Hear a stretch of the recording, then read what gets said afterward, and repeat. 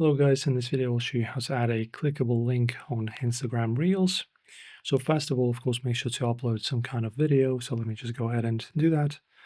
All right, so I now chose the Reels. Okay, now with the editor, and in here just paste the sticker. And in the search type in link. Right. So of course make sure this tab. So then you press edit video. You can also go to stickies, type in link. Okay, and as you can see, we have a link emoji. Click on it, paste it and drag it anywhere on your screen, like that. Press on done.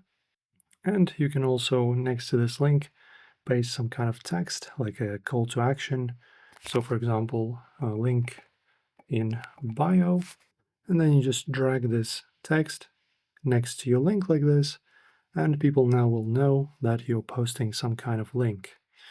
As you can see, very simple, and then you go next and post your reel. And now your link is ready. Enjoy guys, so this video helps you out, like and subscribe.